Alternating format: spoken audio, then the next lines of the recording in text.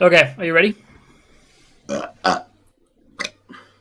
Definitely ready. And hello, everyone. Welcome to episode 3 of Just BSing. And okay, as he's vaping, great. You gotta know I'm introing off the burp, dude. Come on. Oh, okay. I didn't realize I burped. I was gonna hit the vape quick, and then. Oh no, I was rolling right off the "Are you ready?" and then you burped, and I was like, "Fuck it, we're doing it." Sorry. So okay. yeah, that's a little behind the scenes about who we are. I'm Mr. Wartburg, and beside me, or rather below me, and to my left, your right, is one Bottom Shelf Joe. What up, boys and girls? And we're the Bottom Shelf Nerds. We like talking about random shit on the internet, particularly once a week podcast where we talk about shit for at least an hour, and we do an awesome segment I like to call "Fuck It, We'll Do It Live." I don't have the audio clip from Bill O'Reilly, but basically that's what it's from, which is one of the greatest all-time internet gold clips. Oh, it is. If you haven't watched it, you're living under a rock, and it's fucking hilarious because it's Bill O'Reilly just losing his shit for like 2 minutes. It is. It's gold. Basically, where that segment is, we watch trailers or videos or anything that one or both of us haven't seen, and we essentially react to it. Or we use it to like maybe build hype for something we're going to go see this week or the next couple weeks. Depends on what our schedule looks like, as well as what the rest of the rundown look like. And speaking of that rundown, Joey, we got a pretty good one. Number one, it's going to be Game of Thrones Season 8, Episode 2, our reaction and review. Plus a little episode 3 and 4 prediction time. Mm-hmm. Then we got some Avengers speculation going on. We'll keep it spoiler-free for at least for most of the recent movies. But no, we can't really. But we're speculating. We don't know shit. Yeah. So it's all spoiler-free. So don't worry about it. And then Joey's going to talk about his new PC, which is pretty dope. Or rather, what he's going to be building for his new PC. Because apparently he's got all his parts. And then I got some news about a charity stream that I'm running literally less than 4 weeks from now, which is a little crazy. Nice. And then we're going to do Fuck It, We'll Do It Live. Yeah. What is up with my white? It's just so light. It's crazy. It's light. The new sunlight it's just kind of blowing me out. Now it's not. So lean back a little bit. All right. And plus I can get the shirt in there. Get the nice Andy Cortez party mode shirt. Alright. So it's super important. You gotta have the attire. I mean, Joey's got the sweater vest, and I got the party mode shirt. It's true. It basically sums us up in one screenshot right there. That does. All right. So it's time to talk Game of Thrones, Joey. Yes. All right. So episode 2, kind of tie up stories with all of the characters essentially at Winterfell. Yeah. It does not go to King's Landing at all during episode 2. Which is, for a Game of Thrones, rare for a non-action episode. Yeah, because usually it's like a back and forth. Like you get 10 minutes of this, 15 minutes there. Yeah, I think there's only 2 episodes that have stayed in one location the entire time. What's the other one? I'm pretty sure it's Battle of Blackwater Bay and the Siege at Castle Black. Oh, yeah, I think you're right. I'm pretty sure that's the only episode, only 2 episodes before this that were one space. Not all one scene, but one space. Okay. Or one setting, essentially. Yeah. Right. So yeah, to your point of wrapping up all the points. Yeah, I saw people on Twitter 2 different takes, both of which were Mass Effect. Either number 1 is the night before the suicide mission, which is great, or you view it as episodes 1 and 2 are essentially the Citadel DLC for Mass Effect 3. Which I've never played, so I have no clue. You've never played the Citadel from Mass Effect 3? It is one of the all-time greatest DLC experiences, video game experiences I've ever had. Wow. It's that good.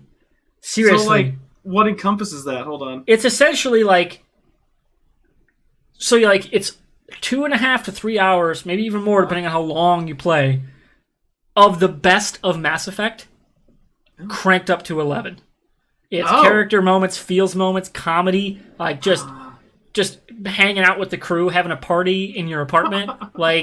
It's fucking... You literally, for the entire time, have a just massive fucking smile on your face, because it's so good. Oh, okay. I think I remember Chris talking to me about this, because I didn't play that DLC ever, and he was describing it to me, how, it's... You go around and you do it right before you go to the end game of Mass Effect 3. That's when you should do it. Okay. And it's 2.5 hours of just a total tension break, and you're constantly laughing your ass off. It's perfect. It's perfection. Especially when you've already put like what 8 hours plus. No, you're talking 30, 40 hours at least. 3-4. Jeez, I actually And don't plus, remember how long. that's just in Mass Effect 3, not even Mass Effect. If you've been playing the trilogy up into Citadel and then into the Endgame, fuck, dude. Couple work weeks of hours there, man. Yeah. Shit. It's amazing. Speaking of work weeks, fucking Jamie goes on trial. What the fuck kind of segue? That was a great segue. I know. Fucking the greatest of all. No, yeah, Jamie's trial. What was your thoughts on that? Because I was glad. So go for it. What were you gonna say? I think it was like the Starks kind of group up almost against Daenerys. Except for Jon's just like, guys, the dead are like a day away. What the fuck? I just wanted him to literally just look over at his sister and Daenerys and be like, what are we doing? No, seriously, what the fuck are we doing? Get a sword, go get some fucking dragon glass, like then turns to Jaime and go, get some fucking dragon glass, take your sword, get the fuck on the battlefield. Right? Like, he's fuck needed, man. Politics at this point. The dead are here. It's apocalypse time. It is apocalypse. Like, this is. And Jon is literally the only one who's like, and Davos probably too. Who like, guys, no, seriously. God, there's the thing. None of the others that went beyond the wall are saying shit. Just like, guys, seriously. They all went beyond the wall. And like, people would listen to the Hound if he's like, yeah, seriously, this is the worst thing I've ever seen in my life. Yeah. I mean, that's not, like, I don't think anybody really 100% believes Jon about this. Like, not like, they're not as freaked out as they should be. Yeah, because honestly, everyone should be fucking... Well, they're starting to get there towards the end. They start to get there toward the end of this episode, no doubt, because it's very much they're pretty sure they're all going to die, because they're like, because Jon wouldn't lie to them about the odds, of course, but... Oh, yeah. And they know that, but they don't... It's this unknown that's also death. Like, you know you're going to die, but we don't know, like, how or what, because your mind literally can't comprehend it. It's kind of like, to put it in Mass Effect terms, what people who... when they started realizing what was happening, like, well, the Reapers weren't attacking yet, but they all kind of knew we were fucked, you know?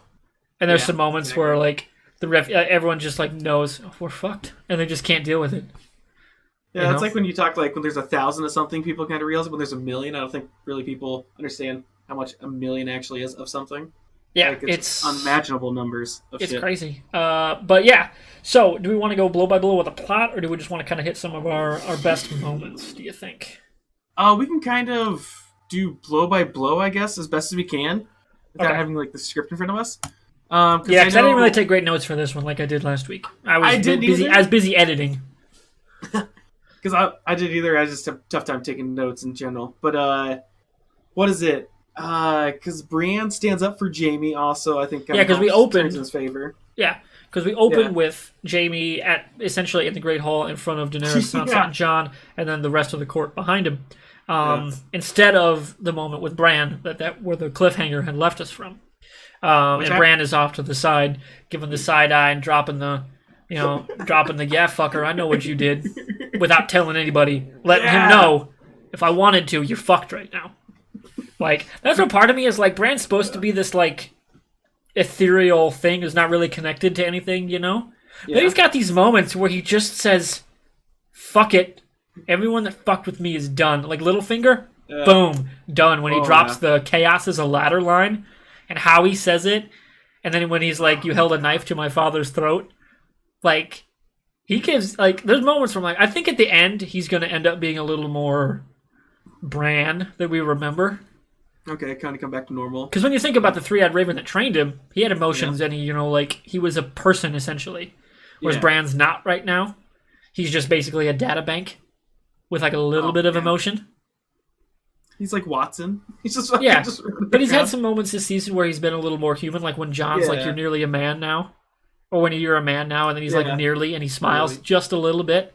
So I think we're going to see a little more, once the Night King's gone, I think we're going to see a little more Bran to everything, which I would like to see.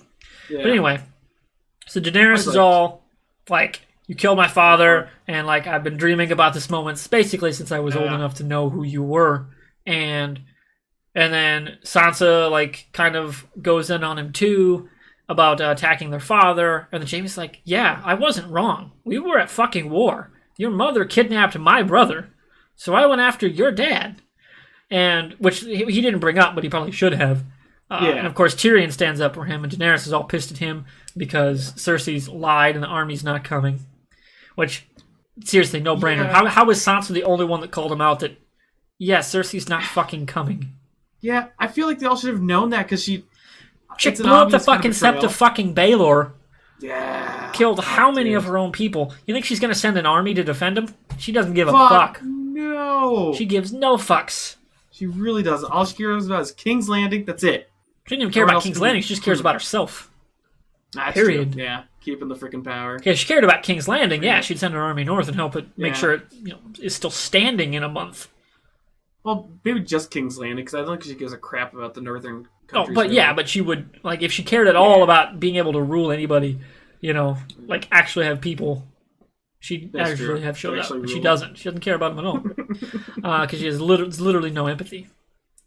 So, they have their moment, and then Brienne's like, okay, well, this is too far. All right, and she tells the story about how he lost his hand, and how, because that's, season 3 for Jaime is fucking rough.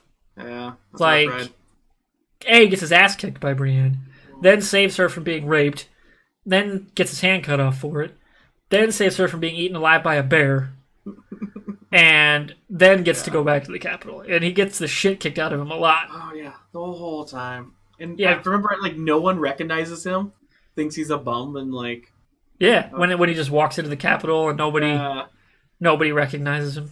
That's a great moment for his character. Yeah. Took him a long time to get to this moment of like actual cathartic redemption. Yes. But he's here.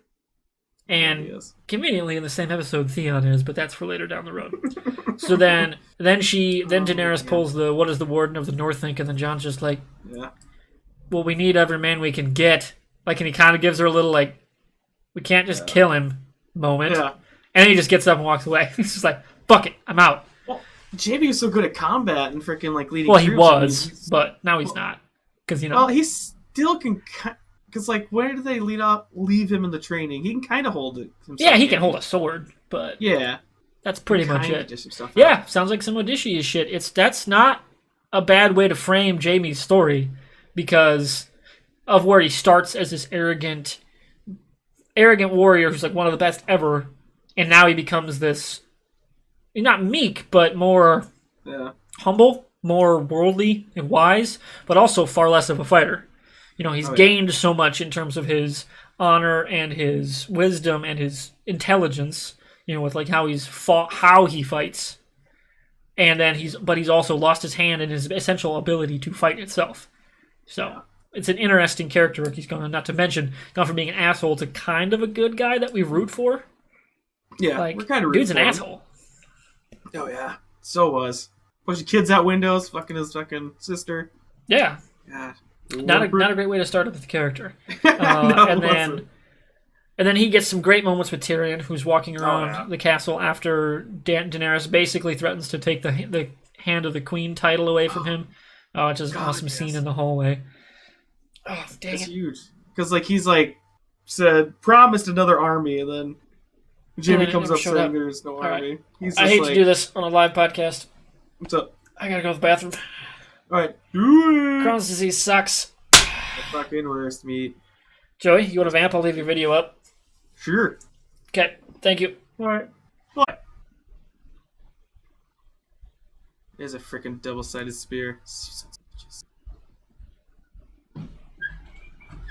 Let me see if I can find a picture of it. Sorry, spear. Right there. Scroll. Fuck you! Well, I'm back. Damn it, we got ad blocked. It's alright. Damn. If it isn't Joey the bum. Alright, so what I missed? Joey the bum. Just talk about Arya's spear and kind of the next scene with Gendry and her. Oh, well, you skipped a lot. What? No, it goes right there, doesn't it? Nope. From what, shit. the Tyrion scene? No, because the Tyrion scene. The Arya Gendry thing is like way at the end. No. When she goes into the blacksmith first. Yeah, but that's not a spear scene. Those are separate scenes. Oh, when he talks about the spear scene, yeah. Nope, he's talking about like what it is to fight the dead. Yeah. Because she wants to know, like, what are they? Yeah, And he's like, they're like death, okay? Like, I know death. they literally they it's just how they freaked him out. That's all he can say. It's like they're death, essentially. That's a later thing, Rhoda. Yes. We'll talk about that in a second. So yeah, the throwing glass. There we go. Sorry. Yeah, so and then she's got the dragon glass the daggers that she's just throwing. She's just sticking them one by one. It's like noise. And she's basically like, what's his name? He's like, I'm better when I'm drunk. Right? It's just perfect. Time after time. So good. Bam, bam, bam, bam. Yeah. Or like Jason Statham in The Expendables with the knife throwing. Yes. Oh, God. Awesome. Shit, I got my pen. No! Not the pen! Also, what's up, Rhoda? As a reminder, if anyone's watching on YouTube, this is a live podcast, which is why I left and then was back and we didn't edit around it because this is live over at twitch.tv/bottomshelfnerds. So, you know, if one of us needs to take a shit, or we both do, it'll just be 2 empty chairs until we're both back. Sure. Double shit power unite. Yep, once we start getting bedpans, but just get. Oh, you don't hear that. all right, yeah, we'd have to mute the mics for that. All right, so then we have the blacksmith scene where she's talking and he shows how strong the dragon glass he's working with is when he uses the axe into the wood, which is pretty cool. Yeah. Like how honestly, the scenes of them forging the dragon glass are all pretty cool. Yeah. And holy shit, Gendry, young Christian Bale. Ooh, You're looking for a young Batman? I'm not gonna lie. Or hear me out. Okay. Terry McGinnis. Make him Batman's kid. Terry from Batman Beyond. Holy fucking shit. That'd be fucking good. I'd be down for that shit. Rhoda, I know you would. That'd be awesome because he's totally young Christian Bale. Like nearly like you could put him in Batman Begins almost like in about 5 years. Could. Yeah, it'd be fantastic. So then after that, it's Jamie, I think, walking around with Brienne a little bit, and their dynamic about like, why aren't you insulting me? And they're like, well, he's like trying to like be nice to her and be like, I want to serve under you, essentially. And she kind of gives him a nod, and then they part ways. Plus, Podrick being a boss, teaching people how to fight because he's actually gotten so good. Like, and he actually looks like he's like slimmed down, kicking ass, taking names, got the long hair, no more scruff or anything. Yeah, he looks like he's probably fucked. He's gonna die. Oh yeah, he's in my. That's for a little bit later. He's already. All right, and then plus that was right after Tyrion's like, yeah, Cersei never fooled you, Jamie. You knew what she was, and you loved her anyway. Yeah, that was a good great conversation between those two brothers. Really, really awesome. Some really, really cool stuff. Daenerys and Sansa, they don't really like each other, and they're probably never gonna. Yeah, that's gonna be a forced relationship. Except, there's this easy and obvious solution to what's gonna happen to the North is you just fucking marry Jon Snow, and then leave Sansa to be Wardeness of the North. Problem solved. True. Because Jon don't give a shit about ruling people. Put him in charge of the military. Basically make him Jaime, essentially. Yeah. Nobody cares. That's good. No. And of course you'd have to make Brienne like something in the Queen's Guard or something. Because holy shit, she'd be awesome. Dude, you could have like your own fucking like hitman squad with like Arya training people. Oh, fuck. Hell yeah. That'd be fantastic. You thought Podrick and Gendry were the same person? What show were you watching? What? They remotely look alike. Especially like seasons 2 and 3 when they were introduced. Pod's this kind of like chubby squire who's following Tyrion around, and Gendry's this jacked up blacksmith, and who's like with the Brotherhood and Arya. They weren't even in scenes together. Yeah. They don't look super similar. That's like saying me and Joey look alike. Okay? Yeah, it's true. Right? All we got, Joey's got a little bit of the beard, but like our hair is totally different. We're both white, but that's pretty much it. Yeah. All right. So what else is going on? There's a little bit with Sam and his goddamn, what's his Sam's wife? Gilly and the kid with Gilly Davos. kid. Awesome scene. Yeah. How about how they keep hammering the crypts are safe? The crypts are safe. They're so fucked. They're so fucked. So not no tough. They're so fucked. They're so fucked. It's a trap. I mean, it is. Basically, this guy can raise the dead, so you're putting him where the dead are. I know. Fucking dumb. Why would you do that? God, I mean, they're gonna freaking dumb. But can they raise like people that have been dead for a long time? Or... I think so. Oh fuck. Remember when they were attacking the original three-eyed raven that we saw in his castle, and like the dead come out of the ground? Yeah. Oh, fart. That's basically going to be the crypts. Oh no. Right? I'm not wrong. Yeah. No, you're right. I mean, Varys is fucked. I think Varys is dead. All the old stars. Because he's got to die in Westeros, and he's going to be in the crypts as we see in the preview, so he's Yeah. fucked. Holy And he's got like no lines in season 3 in this, which is great. Can you send a vid? Probably not. Unless you tell us what it is. Raised? And we have to screen it, but probably not. I think they do get raised. Cersei for the throne? Rhoda, don't make me take that VIP status away. Check him. Because I will. Hard and fast. Quicker than you can blink. Alright, well, it's gone. Oh shit, he's got demoted that fast? Yeah.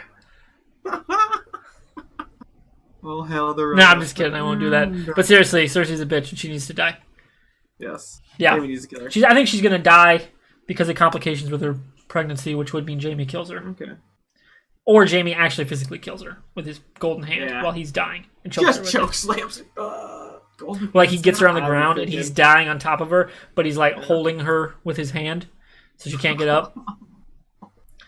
I'm saying. God.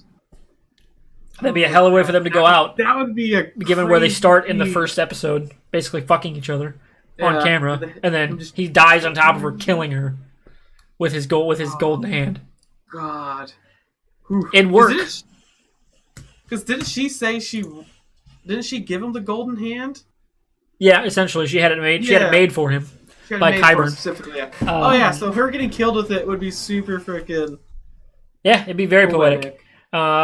And then, of course, we get to the best scene in maybe the last 3... Well, one of the best scenes in the last, 4 or 5 seasons. Yeah. The fire hall. The Great Hall right by the open fire with just a bunch of characters. This is where it feels like Mass Effect Citadel DLC for me. It's just Jaime and Tyrion talking about how, man, I wish Father was alive.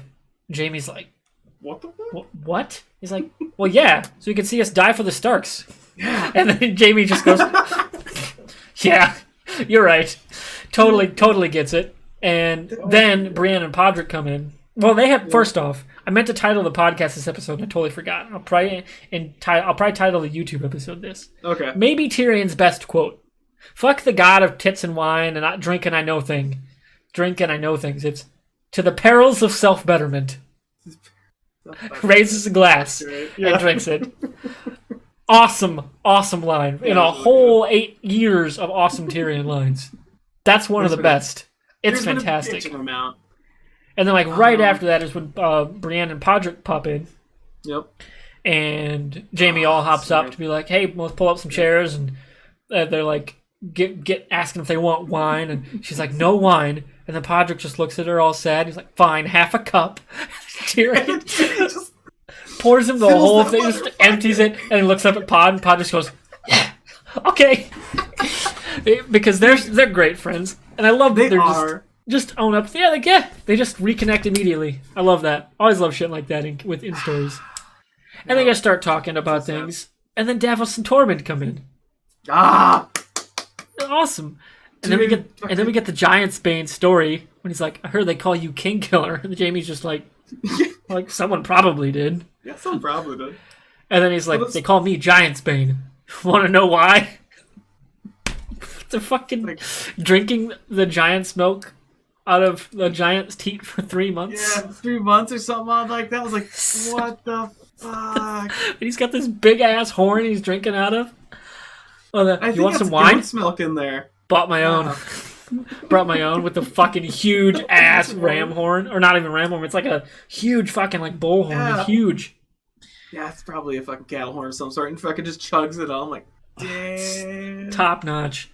No, but that's one of probably my favorite scenes is probably when they're all there just kind of before the big battle. And it's just a talking scene. It's just talking. I was like, God, this is really, really powerful. Frickin'. It's funny. Damn. There's a moment we're going to talk about that makes you want to tear up. No. Right? And it starts out with a great line. So they start talking about how they're getting ready to die, and they're like, I'm good with it. They're like, we'll die with honor. we'll die together. Then Tyrion's just like, I think we'll live. And everybody laughs. He's like, no, seriously, think about all the crazy shit we've lived through. Yes. Points to Davos. The survivor of not only the Battle of Blackwater, but the Battle of the Bastards. Yep. Not to mention Zero combat. With zero combat experience. Yep. Which, that was a great line. Jaime about the hero of the Siege of Pike. The loser of the Battle of the Whispering Wood, which he brings up, which is when he got captured back in Season 2. Okay. Or beginning of Season 2, I think. I was wondering where that battle came from. I was like, I don't remember. That was when Robb captured him. Okay. Yeah, way back when. And then they're like, Lady Brienne, they correct himself, and then Tormund's just like, what? You're not a knight? Fuck tradition. And then Jaime's like, oh, fuck. Last night on Earth. Yeah. And he's just like, any knight can knight another knight. Just like any sheriff can deputize somebody. Yeah. Pretty much. And then he gets up, and one of the most emotionally impactful scenes probably since... Dude. I think probably since we see Sansa and Jon reunite in Season 6. One of the most emotionally powerful scenes since then. Yeah, I guess that was like a one take, that knighting. Because apparently the guy who plays Jaime fucking like... I guess forgot some lines or something like that, but kind of like ad-libbed it or something in the ballpark of that. Wouldn't surprise me. He just nailed it. I was like, damn, dude. It was real good. Yeah, because I guess when they got out of the take, he was just like, did that go well or whatever? Because they're like, yeah, everything well. So I was like, yeah, he's like, I don't remember most of it. I was like, damn, all right. And like her range of emotions she goes through between when she's like, I don't want this, and then it's like, oh, it's gonna happen. Wait, what? And then like she's like kneeling, stands up, and like kind of starts to cry, and then everybody claps. One of the best moments in Game of Thrones, I think, of all time. In terms of actually being like, you're happy crying, not like screaming in pain, like, oh my god, the Red Wedding, or like, like, it's not that kind of thing. Yeah. And it's not really like a fist pump moment, like when like Drogon shows up or something in Season 5 to save Daenerys in the pit, or like when Jon's beating the holy shit out of Ramsay Snow. Oh, it's so good. Not a moment like that, but it's just like this really fulfilling moment in a show that doesn't usually get many of them.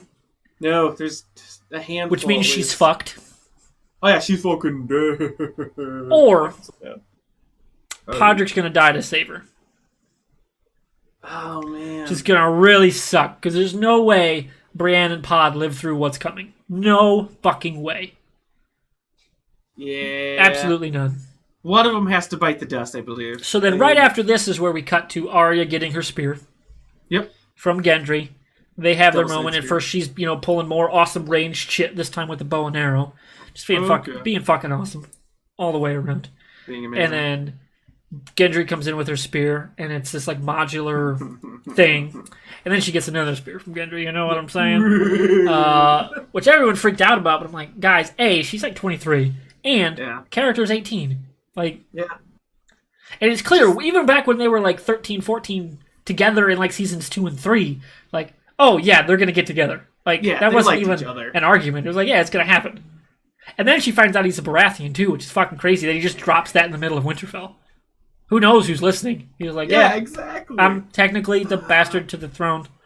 And if anybody really cared about it, and it wasn't Daenerys, it'd probably be me over Jon, because we can actually prove who my dad is. Yeah, because this one's just going by because he looks like a dead ringer for him, according to multiple people in the show. That like, yeah, he looks like exactly like a young Robert, far more than Jon would look like a young Ned.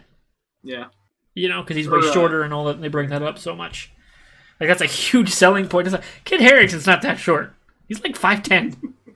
Right? He's not that short. I'm going to look up his height. How tall is Kit Harington? I say I'm that tall. We're the same height? Damn. Okay, he's 5'8". So he's basically my height. Okay. And it's like, that's average height. Yeah.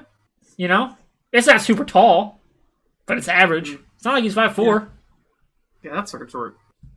Yeah. But... they constantly bring it up, which is weird. No, what about the Sam giving the sword to... That's a powerful scene too, dude. Great moment. Well, first we start the scene with Jorah talking to Lyanna, who, by the way, her armor's fucking amazing. Holy shit! She basically looks like the Liam Neeson's character's armor, like that kind of like League of Shadows like armor, but like metal version of it. I didn't even think of that. Like it's like a knight version of ninja armor. Just like holy shit, this is awesome.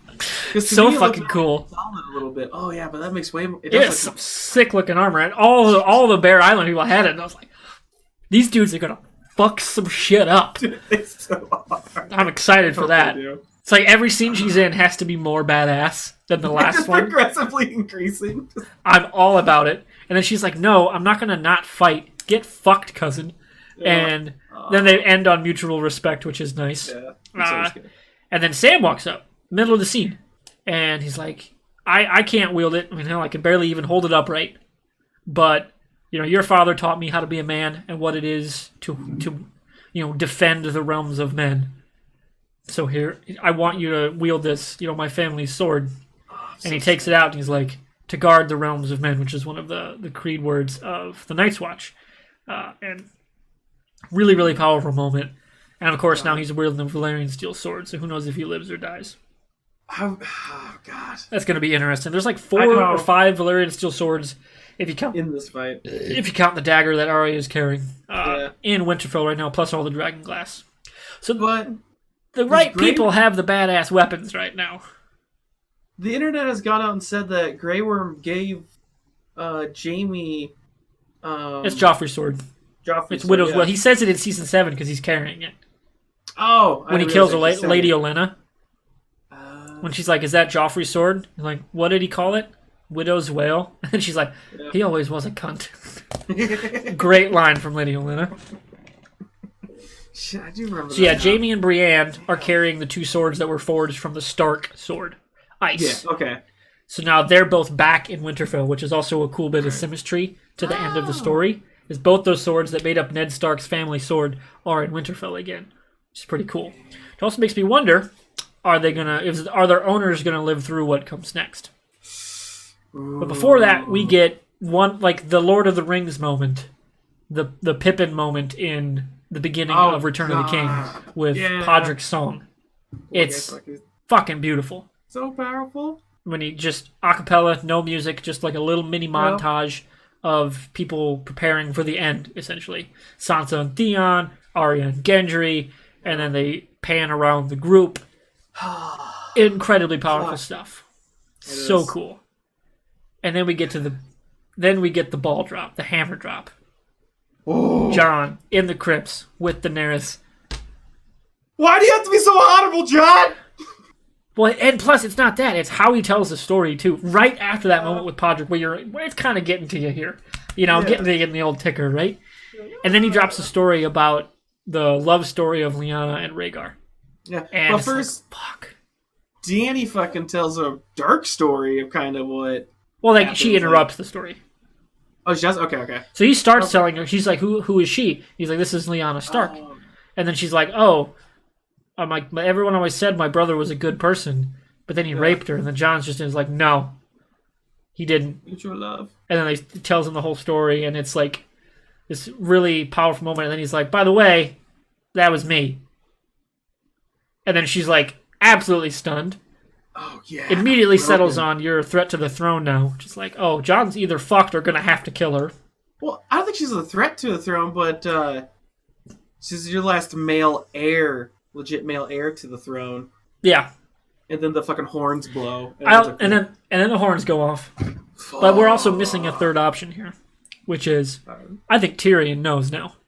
Because he meets with Bran after their little confab about how they're going to beat the Night King, which is another great moment. About how they're like, what does he want? And he's like, "I'm the world's memory." And Sam tells him, "Well, yeah, that's what the world is our history. If you get rid of it, and if you get rid of man and its history, it's like we were never here." True. And which is pretty cool, actually. That's really, really high level stuff. And then everyone leaves except Tyrion and Bran, and Tyrion just pulls up a chair and is like, "Here, tell me your story." I guarantee you we're either going to get a flashback or Tyrion's going to pop up when Dany's going off about how, like, with Varys or Jorah about how she's got to kill Jon or something. And about ready to blow it all up, and then Tyrion just, boom, walks in the door like a boss and is like, or you could just marry your nephew. And just drops a line like that. Just drop kicks. And then you have, because like I would imagine Varys and Jorah, whoever is with Daenerys, is going to be very confused as to why she's like so upset with Jon and like has to do whatever. Because, at this point they don't know that. They just know that they were in a relationship, right? Yeah. And then she flips out, goes off the rails, and then Tyrion either reins her in or tells Jon, or goes to confide to Jon, hey, you gotta kill her, dude. Oh, God. I can see Tyrion flipping either or. Either helping cement their relationship or being the final nail that convinces Jon she's going to be the Mad Queen. You need to end her. Because they did set it up in Season 4 when she was burning people alive, and then they come back with Varys and Tyrion are very freaked out. They're like, whoa. What the fuck? This can't happen again. Kind of freaked out. Because they have that conversation when Varys takes Tyrion's wine, and it's just like... And he tells him the story about how, like, he turned in spies to the Mad King because he wasn't the one burning them. And, like, really, like, dark stuff.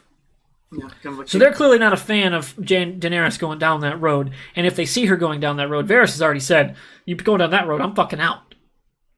I don't feel we're going to get that scene because I feel like they're going to go to the dragons because according to the preview, they're on the side overlooking... Yeah. armies, and she's like upset at Jon. I'm assuming Jon at that point in time is like, hey, I don't want the throne, just to let you know. And she's like, fuck it. I'm not worried about the throne. The army of the dead is here. Let's go. Let's ride. Or I could see them pulling this and just totally going a different direction in the Jon, like what you said, Jon tells her right there, right before they get on the dragons, like, hey, by the way, I just wanted to tell you that so you knew. Like, I don't want the throne, never did. I didn't even want to be king of the North. They just named me that. And then have her go, well, good. Because after this, if we live, you're going to be king anyway. And just flies up with Drogon. Right? Oh, shit. I would love, and they just immediately get the fuck over it and move on. I would actually kind of like that. That would be the fastest way. That'd be cool. Yeah, I could be down with that. Yeah. And given how quickly they're setting up problems and then knocking down the resolution later in the same episode or even in the same scene. Yeah. Fuck. I'd be down for that. Yeah. Because it's the final season. You don't get to drag this shit out. You don't. There is no season after No, Jon, he wouldn't be on the throne. He'd be king. Daenerys would be queen, like capital Q queen. Jon would be little K king. You know what I'm saying? And it sounds like he's totally cool with just, fuck it. I guess I'll be king, but I don't really want to have to do anything. You know? Get that? That's what the relationship would be. She'd be the ruler. Yeah, the ruler. And Jon would essentially be the same position as Tyrion, more or less. Hand of the queen. Hand of the queen. But he's got more power, technically, because he'd probably be in charge of the military, because I don't think Grey Worm's going to live, by the way. No, because he made a promise of going to on vacation. Yeah, when he's making the promise to go to Narth with Missandei, I think they're both done. That? Why'd you say that? Now you have to die! Damn it, Grey Worm! Yeah, it's... Why do you gotta this way? No, that was kind of a hard scene. And again, this is where the writers can just say fuck it to George R.R. Martin's machinations. It doesn't have to end as dark as the books are going to end, because the books are going to end dark. We all know that. That's who just J.R.R.M. is, and that's how all his notes are going to go. Well, the books aren't done. The books haven't got past season 5 yet, Rhoda. Yeah. Like, the show left the books behind season 6, 7, and now 8. So, that they don't have to worry about it. They can end it as happy as they want. They're not going to, because people are going to fucking die this week. The casting crew is going to get cut hard. But man, the modifications they've clearly made to the castle look cool as fuck. Like the dragon glass, like spikes on the walls, and like the rollers that they've got to the logs that are coated in dragon glass to drop down the wall and roll down at the walkers. That's fucking awesome. That's metal as hell. Yeah. Like they got all those like tank spike, cavalry spike kind of things just covered in dragon glass. Covered in them. I'm like, this is so effing great. They're here. They're fucking here for it. They're gonna light the entire fucking north on fire too, and it's gonna be crazy. So who do you think dies, Joey? Dies. My number one person who's effing dying for sure, put a lot of money in on it, is Theon. He is biting it this The game. Well, it's game actually technically. But this episode 3, he's biting it hard because he's protecting Bran from the Night King. The Night King. I'm like, yeah, he's gonna eat shit. Davos, I'm gonna say survives. I can see it. By tough call though, Brienne, Tar. Brienne or Pod are dead. One or the other. Yeah, but like if you rewatch the cutscene, Jaime is with her on the left flank. Yeah. Just want to make that clear. I think Jaime. See, I think Jaime has to. God damn it! Do you think Jaime's? He's got to go. See, these two are bothering me. That trio. Brienne dies. Yeah. Jaime, Brienne, Pod. Yeah. 2 of the 3 are dead. 2 or 3 dead. I'm pretty sure. Yeah. And if Jaime dies, that means Cersei's going to probably die from the pregnancy problems. Yeah. In my opinion. Because the prophecy is that, like, essentially, her brother will kill her. I don't think Tyrion will be. I think it's going to be Jaime, either physically or by proxy, in the fact that the kid he got her pregnant with is going to kill her. Because she's now in her 40s. And in this world, they clearly don't have great medicine. So, wouldn't be the weirdest. Good enough medicine to bring back someone alive? Yeah, they say that up in season 7, Rhoda. Come on. Pay attention, dude. Get top of your shit. John Royce?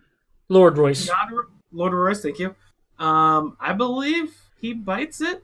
Oh, he hasn't even been talking at all. I think he's fine. Yeah. Because you need to have a face of the veil. And that's him. Okay. Well, I thought Sansa would be the face of the veil also. Kind of. She's head of the north. Who else will die? I don't want to say it. R.I.P. Giantsbane, man. Yeah, I can see Tormund going. But he's going out like a motherfucker. Oh, he's going to go out dual swording like a goddamn boss. He's going to take a giant down. He so fucking is. He's going to, yeah. I could see him taking down an undead giant and then dying. Yeah. This being overrun. That'd be so fucking cool. You're living up to his name, Giantsbane, and then dying. Yeah. Like, It'd be harsh. It would be. It'd hurt me a lot. Damn it. Man, we got so much crazy shit happening that's just going to wreck us emotionally. Dude, it is. You got Endgame Saturday night, 7:15. By the way, how are those Friday tickets looking? I have no... as a reef right now, I probably won't find out if I have vacation until Thursday. So. All right, keep you in the loop. Will do. I doubt I will be able to, but that's a whole other thing. And then we got Game of Thrones on Sunday. Oh my god. We're fucked. Monday's gonna be just the worst day ever. I'm gonna need some like fucking cocaine to get through Monday. I'm just gonna take the Monday off for depression. Pretty much. I need a mental health day on Monday. Yeah. God, I want to call a wild card here. I want to say. And then does either Danny or John die? We're talking the big ones here. I want to say Danny bites it. Jon Caesar getting converted into a Lynch King, essentially. And that's the reason for in the episode or in the preview why he's like freaked. Why he's got the big eyes. He's like, oh my god. I think that's the very end shot. It's him facing off against the Night King, and they're coming at each other. Cut to black. Oh, you think they're gonna do that? I think yeah. I think most of the battle's gonna happen in the first 70 minutes. Okay. Then final scene. Which one is the live? Viserys, the one that's undead, lands in the Godswood with the Night King. Okay. Danny's off doing whatever. Jon sees Viserys and the Night King coming in. He's the one that gets to the ground first. Okay. Hops off Rhaegal, pulls out Longclaw, and just starts slowly walking towards the Night King. And then Night King pulls out his like ice spear thing, Viserion, whatever his name is. The undead dragon that the Night King controls. Yeah. And then the dragons go at it, take off into the sky and go at it. And then the Night King and the Jon come to blows. Cut to black. We don't see what happens. And then, time jump a few weeks for episode 4. No way episode 4 picks up right away. No way. No, it can't. It freaking... The way everything's spaced out, it has to, because the director of the big battles He's doing episode 3 and episode 5. So, episode 4 is going to have to be a lot of time jumpy shit. And setting up the fight against Cersei. Yeah. Like the aftermath of the Night King and the fight against Cersei's setup is episode 4. Oh, fuck. That's so Thankfully, heavy. he doesn't have to worry about any elephants in episode 5. Thank God, yeah. That's a lot of CGI. Or actual elephants training, which is a whole different money experience. But, so, God, that's good. Do you think Arya, because there's a shot in the preview, Arya doesn't have her spear and or needle. And she's bloodied. Do you think she made an attempt to kill the Night King with her? No, I think she's I think that's at the moment where she's trying to like run back to the crypts. When she feels like the crypts have risen. Oh my God! Yeah. I think she's going to be one of the people that ends up going down to the crypts to saving everyone. Oh, Along with the Hound and Beric, 2 people she really doesn't like. Yeah. She's going to end up going down to the crypts with them. So is the body of Ned Stark No, down he's there? been ripped apart. Like, he won't be coming back. Okay. Like, his bones are laid to rest. Whose bodies of her relatives would be closest relatives? We don't would be really down know, there? because we don't know what Really? shape Okay. Lyanna's body was in, or if they burned it, Okay. or if they didn't. Maybe Jon was smart enough to be like, hey, we're going to burn the recently dead, you know? Okay. Because her mom wouldn't be there. No, because the Freys wouldn't have given their body back. Phrase would have. Fuck no. So you know what? The Red Wedding that died isn't going to be in the crypt. Okay. I'm just trying to figure out why she would. I don't know. She'd probably just get overrun and fucking just. But I can't see her abandoning everyone in the crypt. Well, I seems also like think a- this is going to be her first battle. Like, actual Yeah. fire fucking everywhere, blood, death, everything around Yeah. her. I think that's going to freak her out a little bit. Yeah. And then she's going to get her head on right and just start mowing bitches down. God, she's going to go fucking Darth Maul in their assholes. Ooh, yeah. Or maybe she's running and then starts freaking out, and then the Hound grabs her and is just like, hey, you're a stone cold bitch. Act like it. And then just shoves her up against the wall and keeps going to go fight. And then she like picks up a dragon glass sword or whatever and just starts going to town. That'd be pretty cool. Man. I'm also going to throw one wild card out there. The Red Woman shows up. I'm not gonna lie. This episode or next episode, she fucking shows up. If anyone's going to pull a last minute surprise, It's her. it's going to be her with a whole army of flame sword wielding badasses. Like, it's gonna be basically so- Westerosi Jedi. You're just going to, hear a horn, everybody looks over, and it's just these, couple hundred dudes, swords, flaming, And it's gonna be running at the fucking- undead.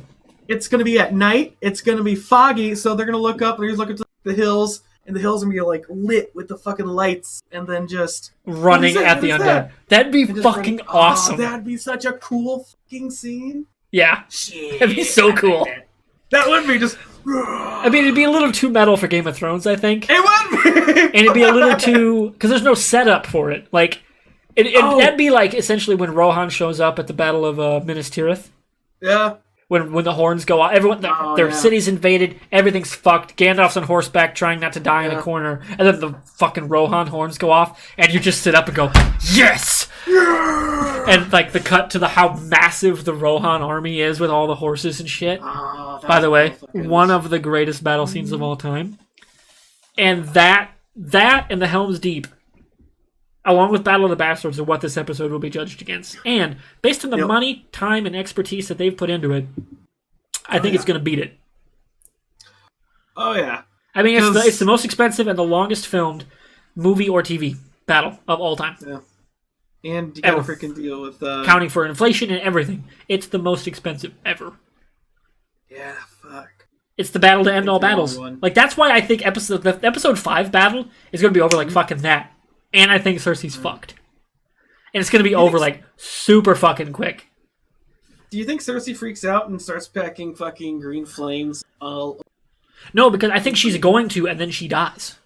I think she's going to turn to Qyburn and be like, prep the rest of the wildfire, and then she's going to start having the contractions and start bleeding and die before she can give that order. Essentially, dying the exact same way the Mad King did by Jaime right before he could burn the city to the ground. Also by Jaime. Holy shit. That would be the perfect symmetry for this story. It'd be perfect. It would be so George R. R. Martin. That kind of symmetry, but not literal. Yeah. Oh, shit. Because it's because of Jamie in both sense of the word that this mad, crazy ruler can't blow up a city. But in one, he's not there. Yeah. That'd be pretty fucking cool.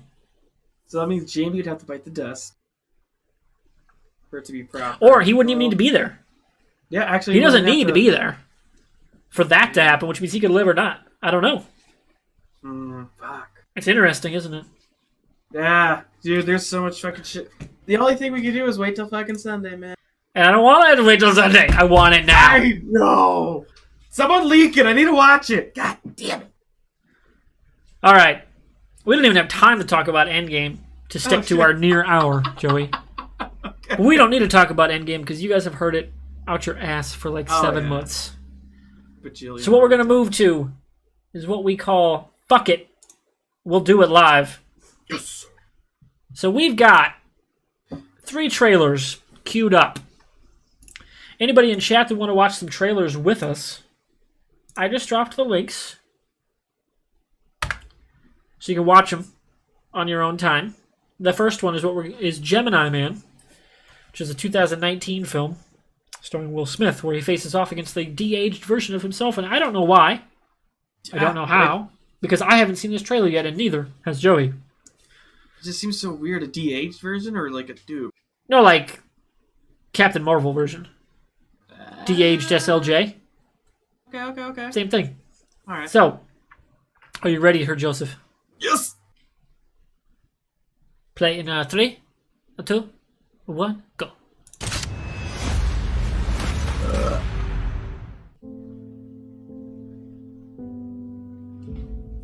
Tell me something. Why is it so hard for you to kill this man? He knew every move of mine before I made it. I'd have him right there. Take the shot. I wanna be forever young. And he'd be gone, like a ghost. Do you really wanna live forever? Who is he?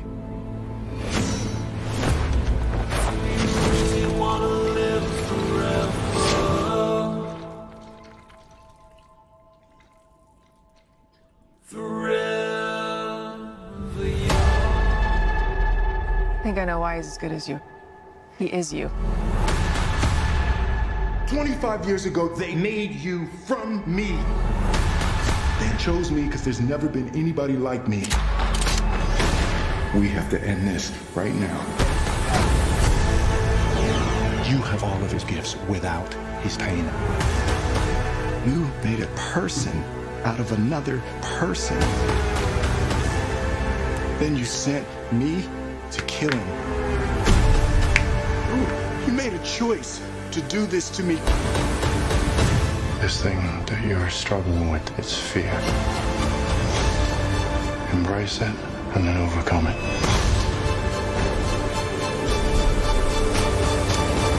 Of all the people in the world to come after me, why would he send you?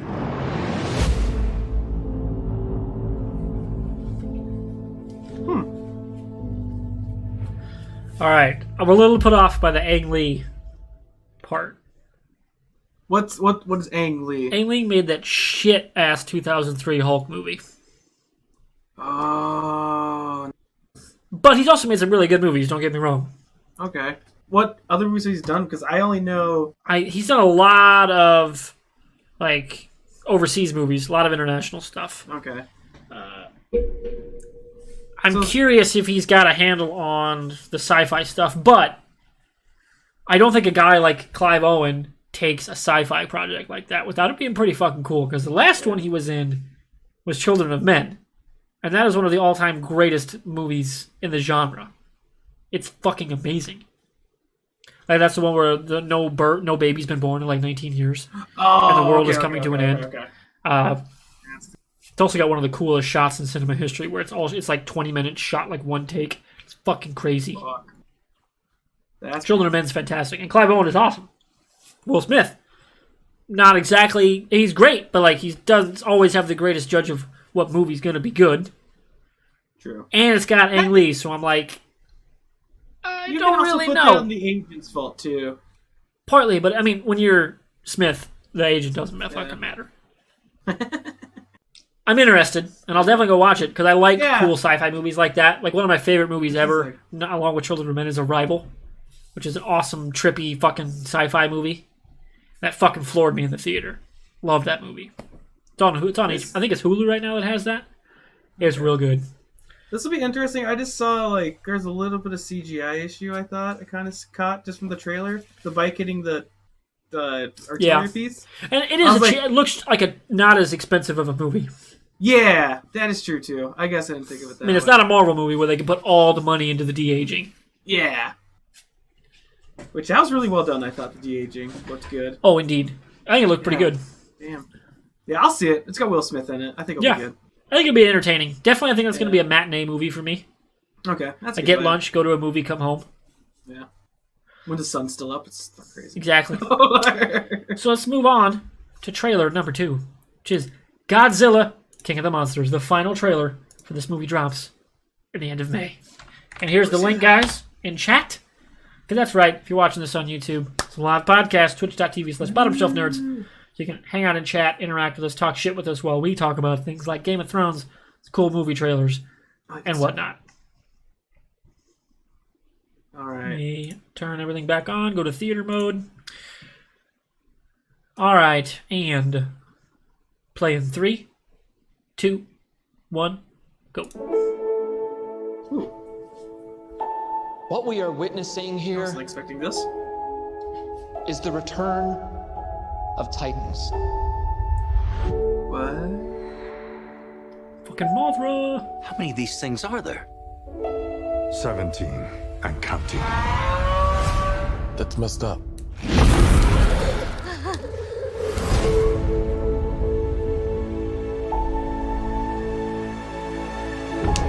Mothra, Rodan, Ghidorah. Oh my. You Matt? They're moving like a pack. They're hunting. They all respond directly to an alpha. We stop this Ghidorah. We stop them all. Is there another creature that might stand a chance against him?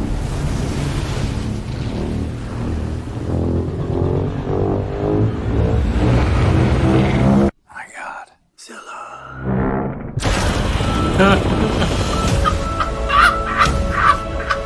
Our planet will perish. And so will we. Unless we set Godzilla free.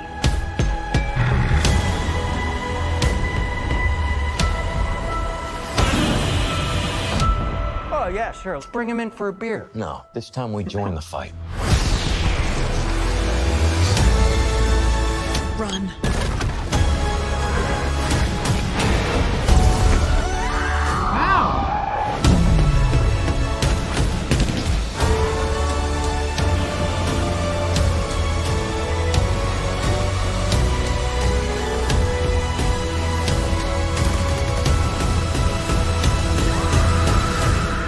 This is Godzilla's world. We just live in it. Damn right.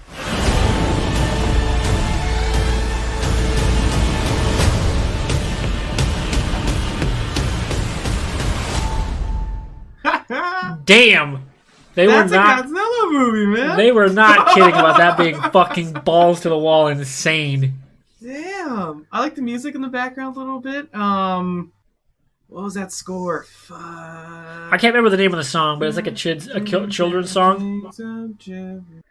I still think the first trailer was better with the roar, the Godzilla roar at the end, and that kind of like not quite EDM beat, but more heavy beat to it with the Godzilla roar. That was fucking cool. But this was a dope trailer because there were some shots we'd never seen before. Yeah, there was like this opening scene with the desert getting like ripped up. Yeah, I was like, damn, that was cool. And then the Tiamat like guy, I don't know that guy. Fucking like, I like the part where like the rhythm and the heads hitting kind of synced up. yeah, when they sped it up, it's like Yeah. It's like, yeah. Cool. Good trailer. Really good trailer. Yeah. Damn. That was pretty They said good. 17? 17 cultures? Yeah, they said 17. So That's that a means big probably more number. movies down the road. And we're getting a Godzilla vs. Kong if this one does well. Yeah, I'm ready So guys, for make it. sure this one does well. Yeah, come on. Okay, Spend do your that part. money. All right, Do your part, now yeah. it's time for trailer 3. Yeah. Which is essentially the whole fucking movie. For Hobbs and Shaw. Fast and Furious presents, may I say, Hobbs and Shaw. And it's, by the way, an awesome trailer. I fucking love it. There's some great bits to it. Are you ready? Oh, yeah. Play in 3, 2, 1, go. Pick a door. All right then. No, that's my door. Pick another door. What's wrong with you? You know what? You were right. This is your door. What's the matter? You got a lot of bad guys behind that door?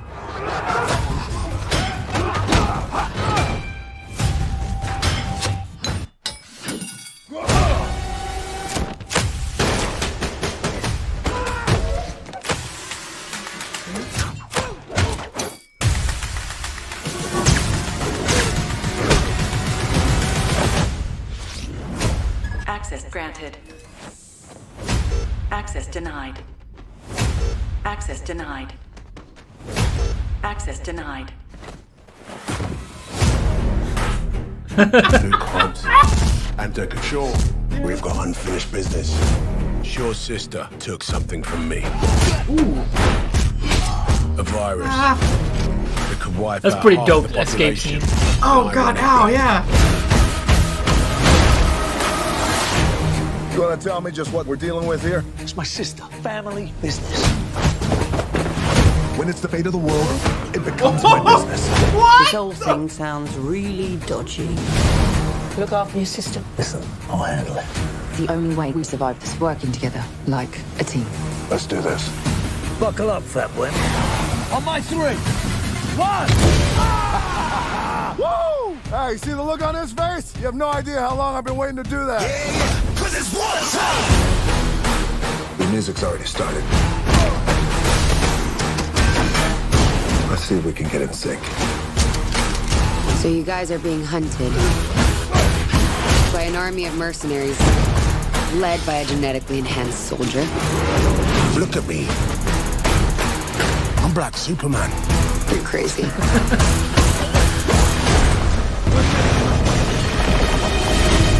Damn. He really is Black Superman. You need to get off the grid. Where? Home. My baby's come home. I'm sorry to bring trouble here, Mama, but I need my brothers. This family is going to war. We're gonna need cars and guns. Mama, where's all our guns? I get rid of them. Very noble, Mrs. Hobbs. We are in serious trouble. That's an understatement. Let's get old school. Oh, fuck. So fucking crazy. What the fuck? Well, all right.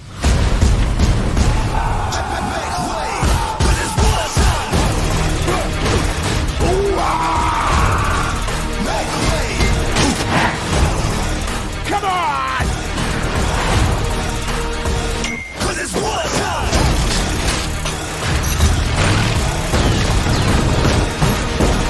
We're going for a ride!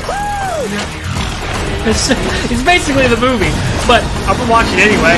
Ah, there's so much here. Hey, don't hook a helicopter. Tell me this is not hell.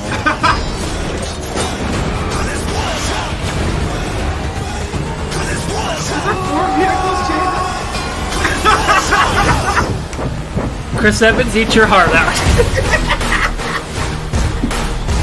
Oh, this is gonna be so much fun. Right? Like, that's the movie, but fuck it. Yeah. I'm gonna watch that shit. It's gonna be a fucking ride and a half. Holy shit. I'm Dude, so... if Momoa didn't cameo in this movie, it doesn't cameo at some point because of that scene alone, I'm gonna be a little disappointed. Dude, I'm not gonna lie. A little bit. I like Roman Reigns, don't get me wrong. He ain't Jason fucking Momoa. Fuck, dude. That's fucking great. I love the Fast and Furious franchise from 4 on because of shit like that.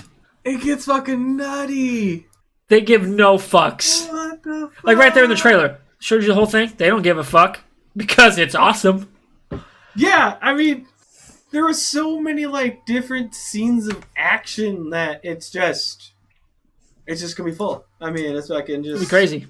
It's gonna be a hell of a ride. Speaking of hell of a rides, hells of a ride, hell of a ride. I don't remember. Words are weird.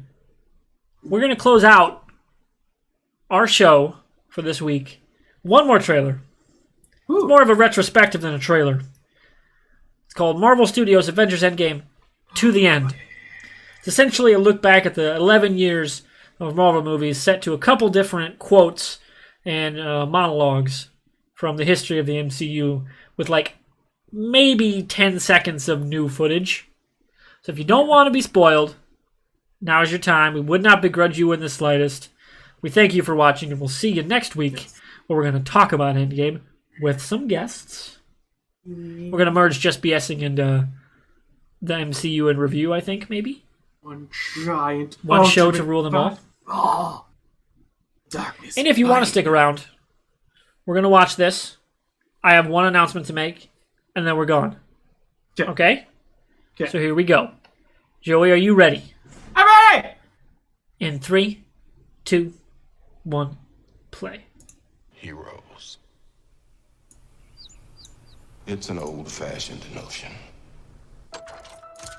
A visionary, a genius, ensuring freedom around the globe. A symbol to the nation. A hero to the world. The beacon of hope, shining out across the stars.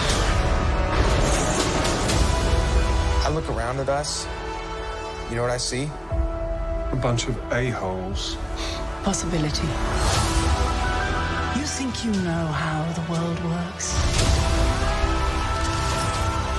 The world is changing.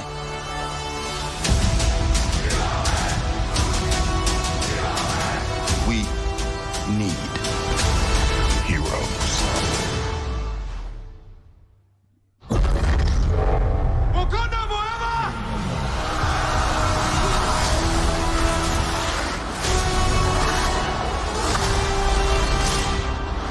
Our very strength invites challenge. Challenge incites conflict. Conflict breeds catastrophe. The thing isn't beautiful because it lasts.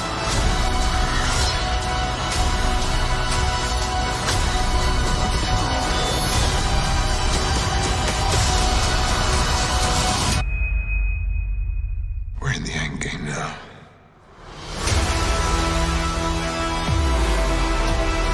Before we're done, we still have one promise to keep. If we can't protect the Earth, you can be damn sure we'll avenge it.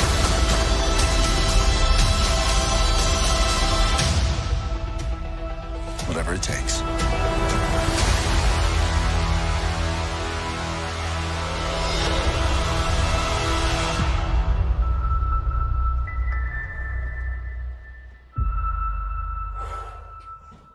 Wait, what? What? What are you whatting about? God damn it, come back here. What?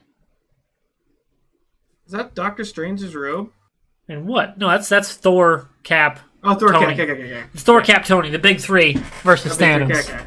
Alright, Hell so yeah. I saw the fucking cape, I was like, Doctor Strange, what the fuck? No. Alright, yeah, sorry. I was super All confused right, there. back to the main cam. So that is our show, ladies and gentlemen, for this week. We've been a little over an hour talking a lot of Game of Thrones and then a whole bunch of trailers and or retrospectives more than trailers. So my announcement is thus, if anyone's watching, we are hosting another charity stream. This will be what? That's the most of Endgame? Well, that's all you need to see. Right there. And that's all we were gonna. That's not gonna look at anything else. Yep. Like I said, less than a month from now, we're hosting another charity stream.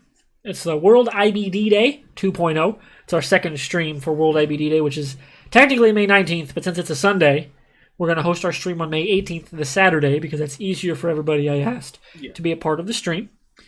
Obviously, we're going to be a part of it. We're probably going to be the team that kicks it all off. And I'll have more details of that in the coming weeks in Discord, Twitter, and on streams as well. We also have Jackie, Geeky Fried Rice. We've got Jen, Lozelda. We got Chris, Gamma Caruchador.